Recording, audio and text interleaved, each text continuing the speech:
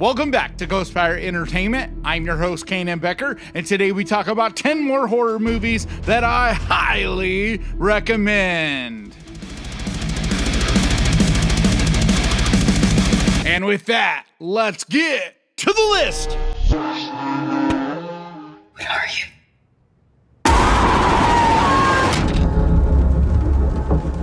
Keeper is a 2025 surrealist horror movie directed by Osgood Perkins. It stars Tatiana Maslany and Rossif Sutherland. A romantic anniversary trip to a secluded cabin turns sinister when a dark presence reveals itself, forcing a couple to confront the property's past. I want to go back to before. All right, so I got to give you guys a big warning going in. I just got out of the theater seeing this movie, and I am extremely excited about it right now. I love this movie, and I know I'm going to be a bit hyperbolic, a bit excitable, so take that with a grain of salt. I know how I feel about this movie, but I'm also, very excited about seeing a brand new horror movie that really impressed me. At this point, the way I'm feeling, this might be my number one of the year. I love this. For one, I'm a bigger fan of smaller, original, creative movies than I am big blockbuster movies, even if they're really, really good. Because, for example, as much as I loved Frankenstein, and it's definitely up there as one of my favorites of the year, there's something that just impresses me more about a movie that's super small, very limited cast, location, and all of that, but it's the creativity, the writing, the character development, the cast. That's what makes it so impressive. Not huge special effects or giant sets or things like that. But that's not in any way trying to take away from Frankenstein. I'm just saying, it's just for me, a lot of times my top pick of the year ends up being a movie like this. Now, I'm going to let you guys know what this is because this is not going to work for a lot of people. This is very much a slow burn. For a good 45 minutes of this movie, it's full of dread and slowly moving along, and you see creepy things slowly happening, and you're getting little bits and pieces of things and slowly drip fed this situation. But it's so mysterious and the dread is so palpable. And then there are some really key moments that you see something or you get startled by something that really keep you in it. But if you're someone that can't really do the slow burn type of horror, this is not going to work for you. But then the final act of this movie, especially, it goes off the rails, really surprised me, is not at all what I thought the movie was going to be. And if you've seen the most recent trailer, you'll know more than I did going into this because I didn't even see that.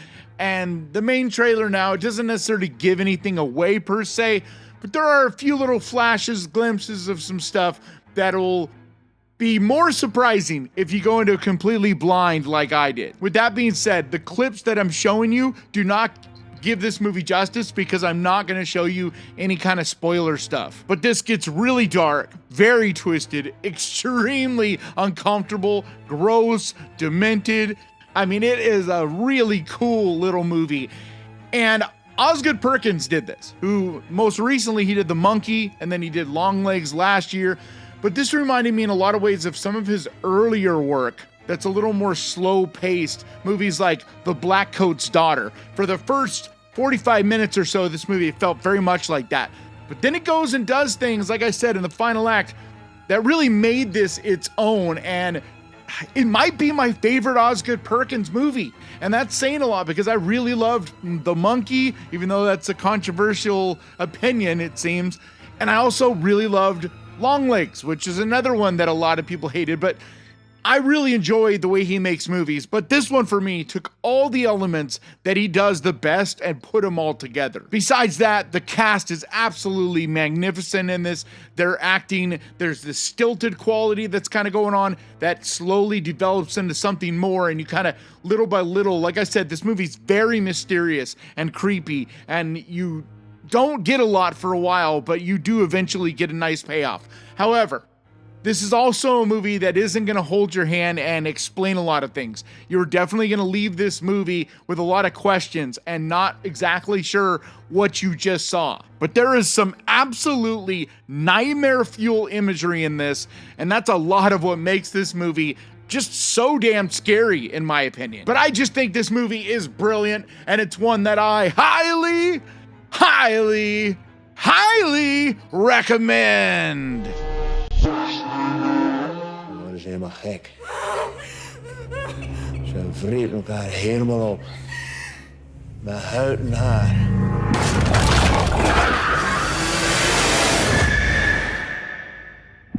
Meat Kills is a 2025 Netherlands horror movie, directed by Martin Smits. It stars Caro Dirks, Simbin Yakker, and Emma Joosten. To join an activist group, Mirta films a pig farm's cruelty, but later, when they return to free the pigs, they're already dead. So the leader of the group seeks revenge on the farmer's children, forcing Mirta to pick sides when violence erupts. Waar is de rest? We zijn te laat. Ze hebben bloed aangenomen, ze verdienen dit. Zo is genoeg. Nee, het is niet genoeg. So I was fortunate enough to see this summer at Fantastic Fest, and it was one of my favorites from the event. This movie is so brutal and savage, it doesn't hold anything back. It's also very dark and bleak and pretty twisted. Besides that, it's also really well written, directed. The performances are fantastic. Everybody in it feels like real people, real characters, and so it really pulls you in and you become very invested in this story. But this movie gets violent, very bloody and gruesome, and even though you do see a lot of brutality, what makes this movie really scary to me is just that feeling of waiting to see what's going to come next. And so when the director reached out to me earlier today and let me know that it's going to finally be available here in the States on Screambox, I immediately threw a list together because I'm so excited to talk about this movie. I really, really enjoy it. It's not going to be for everyone. This is not a happy, fun kind of movie. It's a very grim, realistic feeling, brutal movie. But I think it's extremely well done, and it's one that I highly recommend.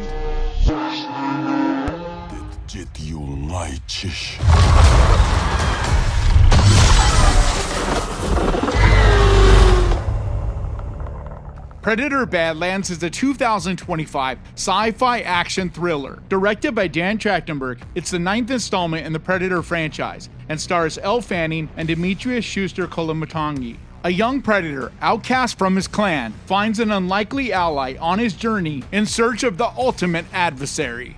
Hunting something that can't be killed.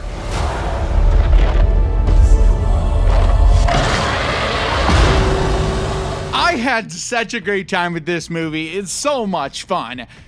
But I definitely can understand some of the hate I've been seeing for it. I don't know about hate, but I can definitely understand why some hardcore fans of the Predator franchise weren't in love with this, because this is much less a horror movie. It's not a scary movie. I mean, you're following and rooting for a predator. But my rule of thumb, the way I look at sequels, is there is no point in doing them if you're not going to bring something new. And if you just continually do the same thing over and over, it's boring, played out, and nothing more than a cash grab at that point. And this is definitely not that. This is a fun, exciting movie that takes a lot of big swings, does something very, very different in this universe, introduces us to a lot of different things. And what I love about it is the possibilities that it opens up, because you could definitely still make scary Predator movies down the road. This is not what this is about, though. This is showing that just like any other species, you're going to have some that are good, some that are bad, and some that are kind of in the middle. And this, in this case, is a young predator who sees that there's another way, and he is not necessarily what you would say is a bad guy, but he's still a killer. Like, they don't shy away from the fact that he's still savage and brutal and capable of being a killer at any moment. But if you were wanting a very horror movie type of predator, this is definitely not that. And so I get if you wanted something more than what you got with this. This is much more an adventure, a buddy cop adventure with some thriller elements thrown in there, very sci-fi kind of movie.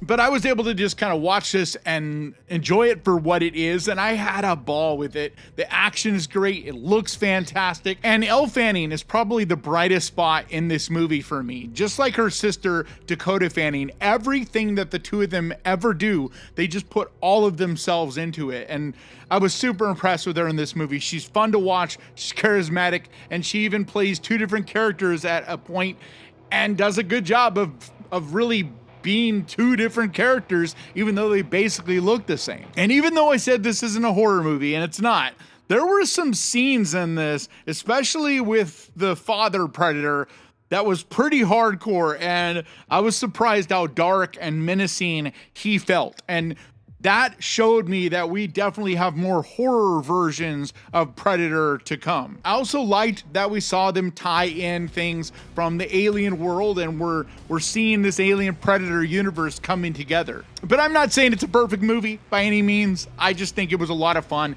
It's a really entertaining popcorn sci-fi adventure thriller. And if you've yet to see it, I think you absolutely should get out to a theater and check it out. We can get through this, but we have to stick together.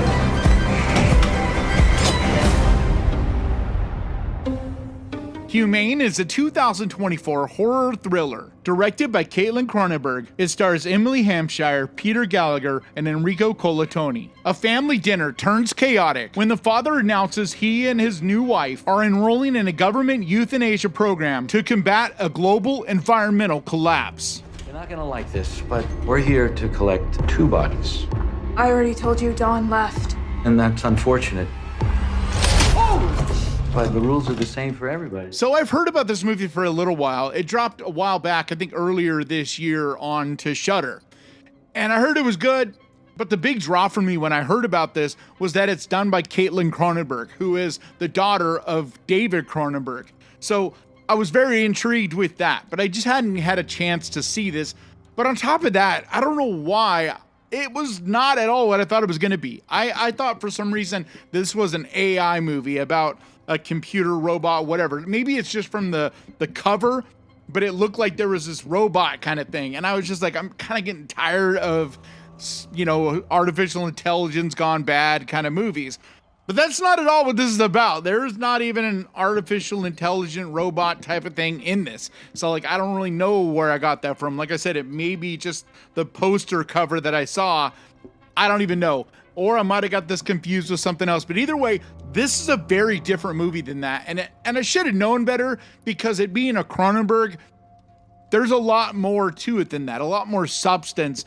The messaging behind it and what they're doing here gets a lot darker and more weird and twisted than I was expecting as well. But there is also a bit of humor in this. It's like dark humor, and it's only barely there. It's not like super over the top funny, but there is definitely some macabre humor here that gave it more levity, that just made the movie not feel quite so dark and overbearing as it could have been. I especially appreciated the performance from Enrico Colantoni. He really has an interesting character here that there's a lot of layers to, and becomes more of a, I don't want to spoil things, but just becomes much more integral to the movie, and some of the things he does caught me off guard. I was not expecting his character to be what he ultimately is. But at its core, a lot of it really is this family drama, this situation that gets more and more intense and more of a pressure cooker as these siblings basically go at each other's throats. But that being said, it does still get violent and gets pretty brutal and savage, especially as it winds down to the ending. But this is a small movie. In some ways, it feels almost more like a Black Mirror episode than it does a full-on movie. That's not to say it's not entertaining. It really, really is. It just feels like a real compressed small story that takes place really in just this one location. But this is a well-directed, tight little movie that I was never bored, not even for a second, and it kept me engrossed in it the entire time. So if you've yet to see this, I think you definitely should add it to your list.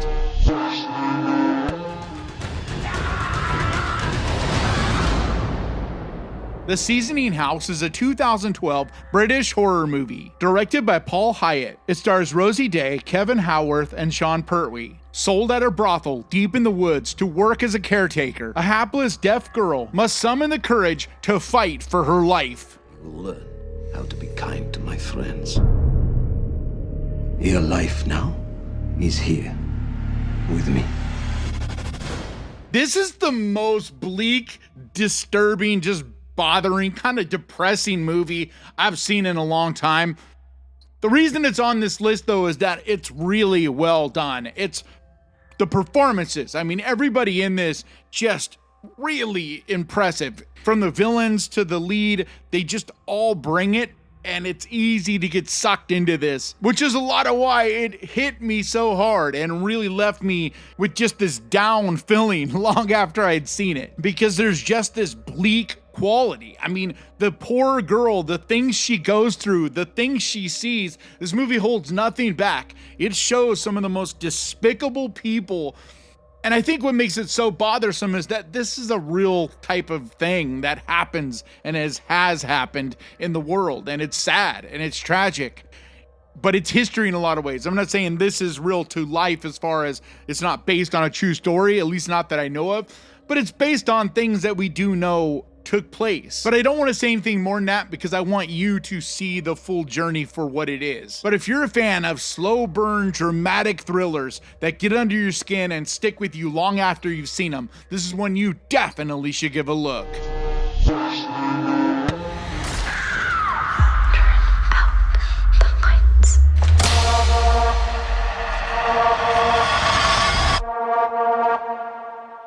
No Exit is a 2022 horror thriller. Directed by Damien Power, it stars Havana Rose Liu, Dennis Haysbert, and Danny Ramirez. It's about a recovering drug addict who discovers a kidnapping in progress while stranded at a rest stop during a blizzard. I'm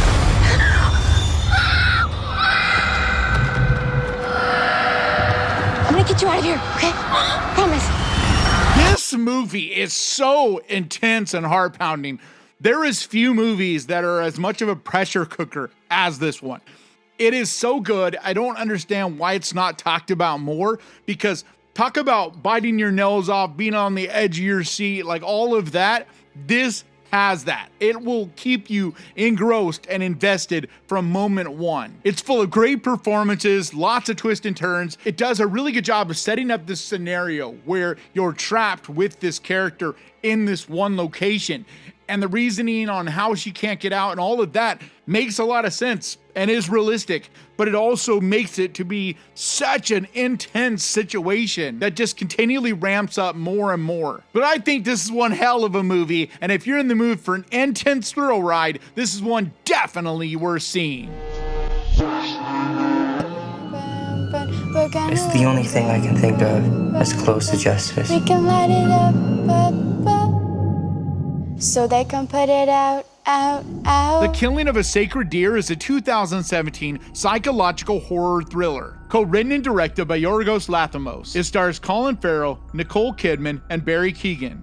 A charismatic surgeon is forced to make an unthinkable sacrifice after his life starts to fall apart, when the behavior of a teenage boy he has taken under his wing turns sinister. How did his father die? A surgeon never kills a patient. An anesthesiologist can kill a patient, but a surgeon never can. This movie is so weird and uncomfortable. It gets really, really dark and disturbing. But mostly what makes this movie just so uncomfortable is just the way everybody performs. The way Yorgos Lanthimos sees film. It just feels off. Nothing ever feels quite right, from the stilted performances of his cast to the way the pacing is done. Everything feels strange and just not right. And of all of his movies, this is definitely the most dark and disturbing. Currently, he has a new movie in theaters right now called Begonia, and it's really weird too, really dark and disturbing at times as well, but definitely not anywhere near as much of a creepy, disturbing time as this movie is. But what makes this movie just so incredibly good is the performance from Barry Keoghan. He's gone on to do so many roles after this that has just blown me away, but this one to this day still gives me the chills thinking about it. It's just that disturbing. But if you've yet to see this one and you're looking for something to get under your skin and really mess with you, this is a fantastic pick. There's an enigma. There's a real mystery at the heart of Boris Karloff, and no one's quite cracked it yet. Certain actors bring the camera to them, and Karloff had that power. Boris Karloff, the man behind the monster, is a 2021 documentary written and directed by Thomas Hamilton. It's about the life and career of English actor Boris Karloff, examining his illustrious 60-year career in the entertainment industry as an icon of 20th century pop culture. He kind of backs into the scene and turns around slowly in the lights, and there's that face. You can't imagine a better entrance. If you're a big fan of horror like I am, I love the roots of it. I love seeing where it all came from. And the classics, you know, especially the black and white universal classics, are really what created what we love in horror today, because that's really where horror mostly came from. I mean, the monster movies from then have morphed into becoming so much more, but those movies are really the seeds of it. And nobody in the beginnings of horror was more important than Boris Karloff. His performances are incredible. There's so many roles, so many movies that he's known for, but a lot of the ones he's not known for are some of his best performances. And so just to see who he really was, to hear these stories and things like that is fantastic.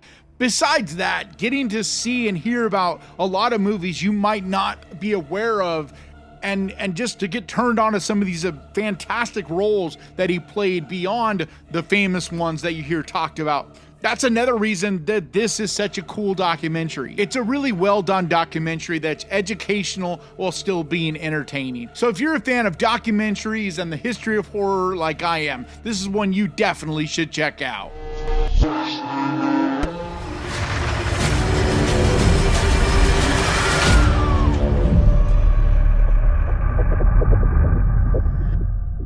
The Offering is a 2022 horror movie. Directed by Oliver Park, it stars Nick Blood, Emily Wiseman, and Alan Cordunner. A family struggling with loss finds themselves at the mercy of an ancient demon trying to destroy them from the inside out. It's an ancient wording inscription, often the seal of a body containing a demon.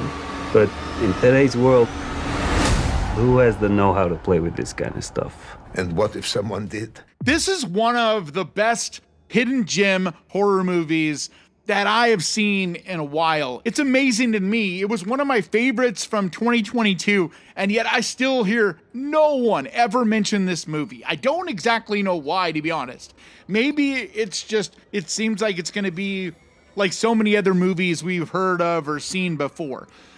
But it's not exactly, and a lot of the reason is because it's based off of Jewish lore and folklore and stuff like that, and so it has a really unique flavor to it. Just the demonic entity, how it works, how it all plays out. It just has a real unique vibe about it. Besides that, it's really well performed, well shot. It's a really moody, atmospheric movie that gets creepy as all hell and gives you chills. It has a really spooky feel to it that just lingers. On top of that, it was a movie that was just kind of dropped onto Hulu. Didn't have any fanfare, no promotions, nothing. Unfortunately, there's certain movies like this that slip through the cracks. But I think it's really well done. Not only is it creepy and spooky and atmospheric and all that fun stuff, but it's also a well-told story with interesting characters, with some meat on the bone, substance, some things that it's dealing with and talking about. So it's not just a silly popcorn movie. There's more to it than that. But don't get me wrong, it's still very entertaining. It reminds me of a better quality version of something like The Conjuring, where it has that kind of spookiness to it, but in this case, it doesn't feel played out, doesn't feel Hollywoodized. Either way, I think this is a great little hidden gem that's definitely worth your time.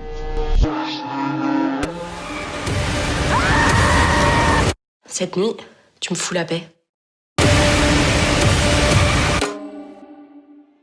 The Advent Calendar is a 2021 French-Belgian horror movie. Directed by Patrick Ridgemont, it stars Eugenie Duran, Honorine Magnier, and Janice Abrick. A woman's friend gives her a strange Advent calendar, but it's not traditional treats you find when you open each drawer, but quirky gifts that get scarier and bloodier with each one. Jésus dit au paralytique, lève-toi et marche. Tu devrais arrêter avec ce calendrier, ça va te rendre dingue. This is one of my favorite holiday time of year horror movies from the last, few years. It's one that you don't hear talked about, but man, is it fun, especially if you're a fan of French films like I am. This movie gets so creepy and dark and twisted. The look of it, the style of it, really creepy. I mean, just some of the props and designs of some of the things that happen in this, it just is brutal, but it's also fun in the way that it unfolds, because little by little, things are getting more and more twisted. Things are getting more and more dark, but yet you can't help it. You don't want to look away. It's like a car crash. Things just keep happening and get more and more messed up. But it just has such an eerie concept to it, and the way that it all plays out, the way it's written, it's just very fun, but in that twisted, macabre way that the French know how to do so well. But I think this is a fantastic, macabre little movie that's a perfect pick to get your holiday season underway. Your story is just beginning.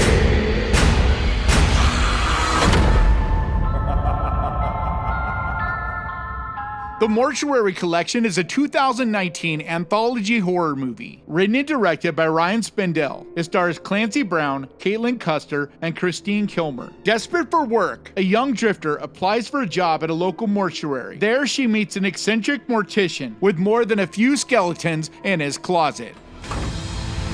Keep your doors locked tonight. Keep an eye out for crazies. Monsters! This is one that I try to mention every October. I just think it's a perfect spooky time of year movie. Didn't get a chance to this year, but when I was putting together this list, I was like, what is the movie I didn't talk about this holiday season that I wanted to? And so I figured, you know what? This is just as good a time as any, because it's not really a Halloween time of year movie. It just fits so well in that spooky, uncomfortable, haunted, weird vibe, because it really is one of the best anthology horror movies in recent memories. Besides that, Clancy Brown is incredible in this. It's one of my favorite performances from him. But there's this fun Tales from the Crypt way about it. It just has that kind of style to it, and how each story is presented and then told. Each one is macabre and twisted and very horror, but also there's charm and a fun quality to each one as well, because it's very over the top with. There's a lot of camp in this that makes it really fun and not something that's overly serious. Besides that, for such a small movie, the sets, the costumes, the look of it, just the atmosphere in general is really, really well done. And I just think it's a perfect pick for this Saturday night. So do yourself a favor this weekend, pick one of the movies off of this list, grab your popcorn and your candy, and enjoy! And like always, thank you so much for watching. Please crush that like button, and remember guys, horror can be fun, and I'll see you all next time.